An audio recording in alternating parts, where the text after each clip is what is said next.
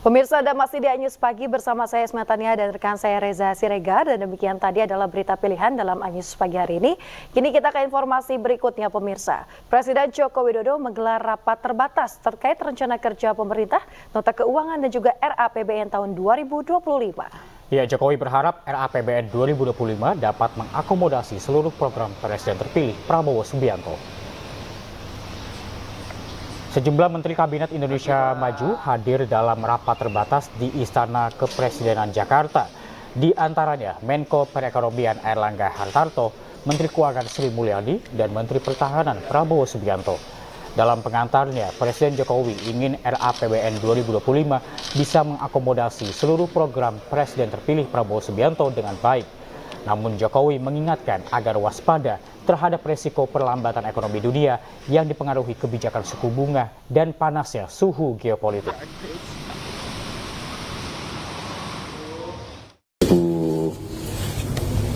2025 dan saya ingin di dalam rancangan APBN 2025 ini mengakomodasi semua program Presiden terpilih, tapi yang paling penting waspadai resiko perlambatan ekonomi dunia, baik yang berkaitan dengan kebijakan suku bunga, juga yang berkaitan dengan memanasnya geopolitik yang kemungkinan itu akan berimbas pada krisis pangan, harga minyak yang naik, dan yang ketiga optimalkan langkah-langkah untuk peningkatan. Wakil Presiden terpilih Gibran Rakabuming Raka mengecek uji coba makan bergizi gratis di Sekolah Dasar Negeri 4 Tangerang, Banten. Sementara itu, masyarakat dan ASN di Tangerang mengumpulkan ribuan telur yang akan dibagikan kepada anak dari warga kurang mampu.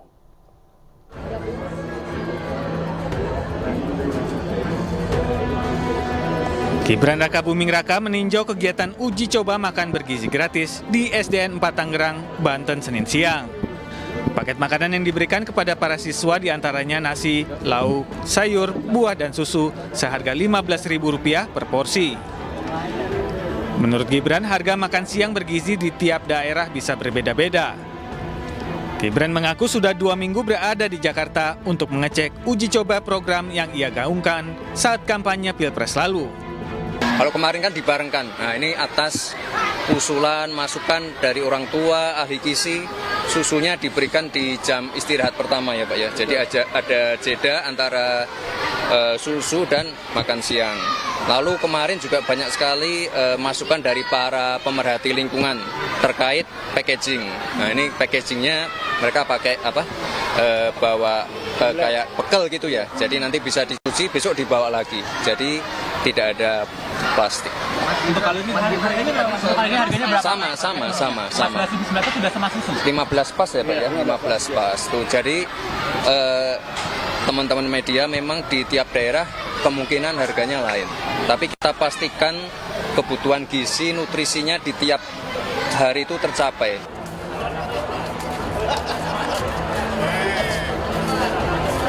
Sementara itu, guna menekan angka stunting, pemerintah Kota Tangerang menggelar program Sate Sami, sedekah telur, 1 butir telur 1 minggu. Dari ASN dan masyarakat diperkirakan akan terkumpul sedikitnya 10.000 butir telur yang akan dibagikan kepada warga kurang mampu guna memenuhi kebutuhan protein bagi anak-anak mereka. Berkolaborasi bersama mengajak seluruh ASN dan masyarakat untuk memberikan sedekah 1 butir telur 1 minggu yang nanti kita manfaatkan untuk mendukung program pemberian makanan tambahan kepada anak-anak kita, para balita, dan terutama dari keluarga yang masuk di DTKS, nanti akan didistribusikan ke keluarga-keluarga tersebut. Telur yang terkumpul dari program ini akan didistribusikan ke dapur PKK dan posyandu yang kemudian dibagikan ke rumah warga yang kurang mampu. Tim Liputan Anyus melaporkan. Pemirsa, bersama program makan bergizi gratis, pemerintah diharapkan menggalakkan swasembada pangan agar program makan siang gratis berasal dari produk lokal. Pemirsa, penyebab ketertinggalan SDM Indonesia, terutama masyarakat miskin dan rentan, adalah akses kepada makanan sehat. Dan program Prabowo Gibran diharapkan dapat menghilangkan ketimpangan akses tersebut. Bahan makanan yang diberikan untuk program makanan bergizi gratis diharapkan berasal dari produksi lokal. Program makanan bergizi gratis sendiri berguna untuk mempersiapkan generasi emas Indonesia. Nelly Darsa menambah. Program makanan gratis ini tentunya sangat berkaitan dengan bagaimana persediaan daripada makanan-makanan yang bisa dijadikan dasar daripada program tersebut. Nah, sejauh ini adalah tentunya kita tidak maulah mengandalkan kepada impor.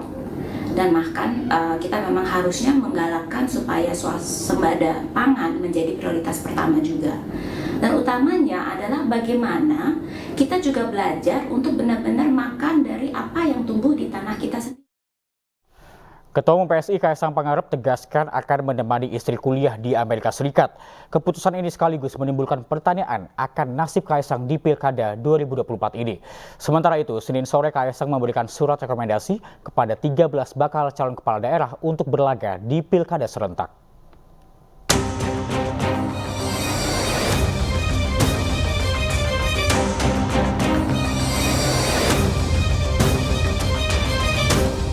Istri Kaisang Pangarep, Erina Gudono, melalui unggahan media sosialnya menyatakan telah menerima beasiswa untuk melanjutkan studinya di Amerika Serikat. Postingan ini sekaligus menimbulkan pertanyaan akan nasib Kaisang. Lantaran hingga kini Kaisang digadang-gadang menjadi calon kuat di gelaran Pilkada Jawa Tengah dan Jakarta. Kaisang pun dengan tegas menyatakan akan ikut istri.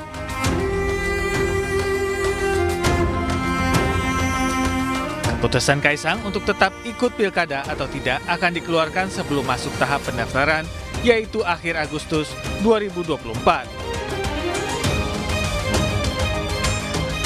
Sementara itu, jelang pilkada serentak, 13 bakal calon kepala daerah menerima surat rekomendasi dari Ketua Umum PSI Kaisang Pangarep di salah satu bioskop di Senayan, Jakarta, Senin sore. Kaisang menyerahkan surat rekomendasi yang dilakukan secara bergantian kepada 13 bakal calon kepala daerah seperti Kabupaten Sumbawa Barat, Kabupaten Rotendao, hingga Kabupaten Bogor. Saya berharap Bapak dan Ibu semua yang kami berikan rekomendasi bisa memenangkan Pilkada 2024 ini.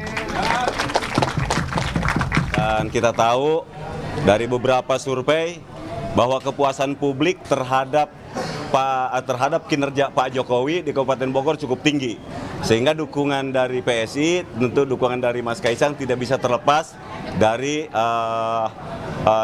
kepuasan publik terhadap kinerja bapaknya itu Pak Jokowi. Jadi saya mengucapkan terima kasih dan akan saya tindak lanjuti untuk lapor kepada Partai Koalisi Indonesia Maju. Rekomendasi ini menjadi dukungan PSI sebagai partai politik kepada para bakal calon kepala daerah agar menjalankan amanat dengan baik dan menjauhi tindakan korupsi.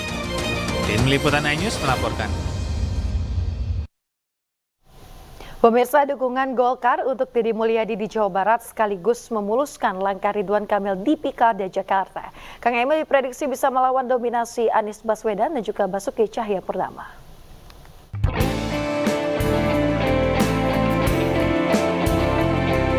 Baliho Kang Emil OTW Jakarta atau menuju Jakarta sebelumnya sempat viral di media sosial. Meski sempat dibantah, namun sejumlah sinyal diberikan Partai Golkar bahwa Ridwan Kamil akan maju di Pilkada Jakarta. Sinyal ini semakin diperkuat dengan ditunjuknya Deddy Mulyadi untuk maju di Pilgub Jawa Barat. Majunya Ridwan Kamil tak membuat gentar pendukung Anies. Mereka yakin siapapun yang menang adalah sosok terbaik bagi Jakarta. Kami menyambut baik kalau Bapak Ridwan Kamil dimajukan di Jakarta oleh Partai Golkar. Karena menurut kami Pak Ridwan Kamil adalah salah satu putra terbaik bangsa yang berproses dari bawah sejak menjadi wali kota Bandung sampai gubernur Jawa Barat. Sebelumnya Ridwan Kamil telah mendapatkan dukungan dari Partai Gerindra. Gerindra optimis RK bisa melawan dominasi Anies Baswedan. Hingga kini kontestasi pilkada di Jakarta masih dirajai oleh 3 tokoh utama. Ridwan Kamil pun diprediksi bisa menjadi kuda hitam melawan dominasi Anies Baswedan dan Basuki Cahayapurnama atau Ahok. Tim Liputan iNews melaporkan. Padepokan Hukum Indonesia atau PHI melaporkan Wakil Ketua DPR RI Muhaimin Iskandar atau Caimin ke Mahkamah Kehormatan Dewan Perwakilan Rakyat pada Senin siang. Caimin dilaporkan usai membawa istrinya saat bertugas menjadi tim pengawas haji 2024. Caimin sebagai Ketua Tim Pengawas Haji DPR 2024 diduga melanggar tugas lantaran membawa serta istrinya Rustini Murtado. PHI menilai Caimin telah melanggar etika dengan membawa serta istri saat menjalankan tugas sebagai tim was DPR dan berpotensi menghamburkan anggaran negara. PHI meminta Mahkamah Kehormatan Dewan DPR RI untuk memanggil dan memeriksa Caimin terkait dugaan pelanggaran penyalahgunaan kekuasaan dan pelanggaran etik yang dilakukannya.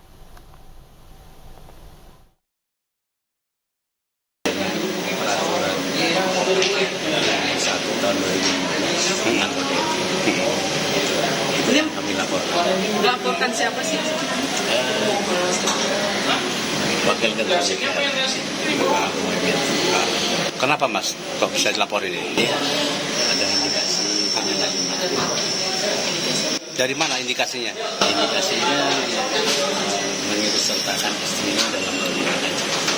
Siapa nama istrinya? Rustini. Dalam lawatannya ke Jawa Timur, Menteri Pariwisata dan Ekonomi Kreatif Sandiaga Salahuddin Uno mendorong para pelaku gastronomi menggunakan kekuatan budaya untuk mengenalkan kuliner. Sandiaga juga mempromosikan produk fashion khas Malang saat menghadiri acara Kata Kreatif. Menteri Pariwisata dan Ekonomi Kreatif Sandiaga Salahuddin Uno menghadiri acara Nemuin Komunitas atau Netas di Ada Apa Kopi di Malang, Jawa Timur. Sandiaga mendorong para pelaku gastronomi untuk memperkuat narasi budaya dalam mengenalkan kuliner khas Malang melalui konten kreatif atau yang disebut Storynomics. Gastronomi bukan hanya tentang makanan, tetapi juga tentang budaya, sejarah, dan identitas bangsa. Sementara itu, dalam acara Beli Kreatif Desa Wisata Betty Dewi 2024 di Kampung Heritage Kayu Tangan, Kota Malang, Sandiaga juga mendorong pengelola desa wisata untuk mengemas paket wisata lebih menarik dan bisa onboarding secara digital. Kita sepakat untuk memfasilitasi seluruh UMKM yang memiliki hak kekayaan intelektual untuk didaftarkan dan dilindungi. Yang kedua, kita tadi juga mengajak para animator yang ada di Kabupaten Malang untuk berpartisipasi melalui program workshop ini ke program apresiasi kreasi Indonesia maupun program business matching dengan calon buyer di luar negeri. Di Pendopo Kabupaten Malang, Sandiaga juga hadir mempromosikan produk fashion khas Malang pada acara Kata Kreatif. Menurut Sandiaga, ekosistem ekonomi kreatif yang kuat dapat menjadi daya dukung keberadaan destinasi wisata, termasuk desa-desa wisata yang ada di Kabupaten Malang. Dari Malang, Jawa Timur, Priyo Pandu Aji, iNews melaporkan. Pemirsa, maraknya kedai kopi membuat profesi barista kerap kali dicari oleh pemilik usaha. Di kota Banda Aceh, pemirsa, belasan anak muda mengikuti klinik pelatihan agar menjadi barista yang terampil. Sementara itu, sejumlah penyandang disabilitas mendapat kesempatan bekerja di kafe usai mengikuti pelatihan pramusaji.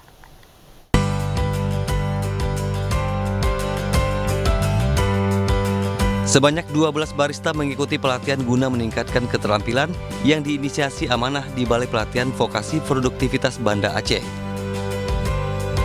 Mereka yang terpilih dari berbagai daerah di Aceh ini nantinya akan berkompetisi dalam ajang Aceh Barista Camp 2024. Melalui Aceh Barista Camp 2024, industri kopi di Aceh diharapkan dapat berkembang lebih baik.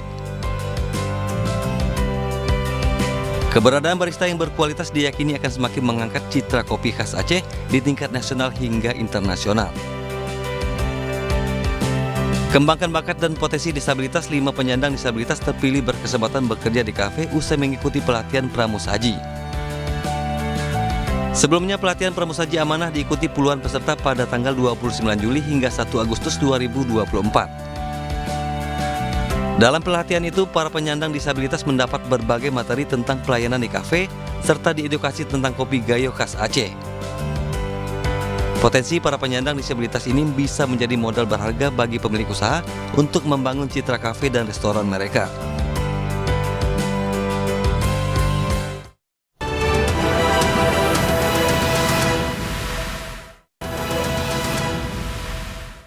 Ya pemirsa, ganda putra bulu tangkis Indonesia Fajar Alfian dan Muhammad Rian Ardianto tiba di tanah air usai berjuang di Olimpiade Paris 2024. Keduanya bungkam ketika dimintai keterangan oleh awak media.